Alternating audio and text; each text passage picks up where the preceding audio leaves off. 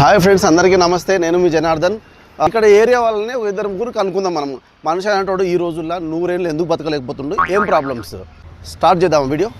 ఒక అన్న అయితే ఉన్నారు, అన్నని అడిగి తెలుసుకుందామండి. చలో కమన్ కెమెరామెన్.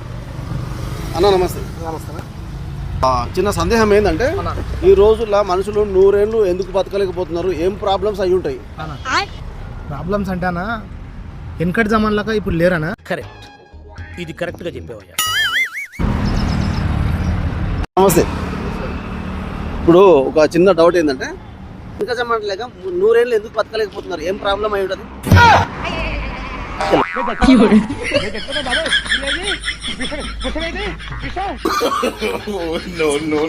ఇక్కడ ఒక ఆటో అన్న ఉన్నాడు, ఆయన కూడా అడిగి తెలుసుకుందాం ఒకసారి. అన్న నమస్తే.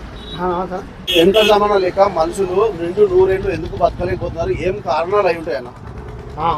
మనం వెనకటి జమానాలు ఏం చేస్తుండ్రి, మూత్రం చేయనికన్నా 1/2 కిలోమీటర్ పోతుంది, బాత్రూమ్ కోవాలన్నా 1/2 కిలోమీటర్ పోతుంది. అయితే ఇప్పుడు ఏమైందంటే అన్ని ఇంట్లోనే అయినాయి. ఇంట్లోనే ఉంటున్నారు, ఇంట్లోనే తింటున్నారు, ఇంట్లోనే ఏరుగుతున్నారు, అదే గాలి పీల్చుకొని చనిపోతున్నారు.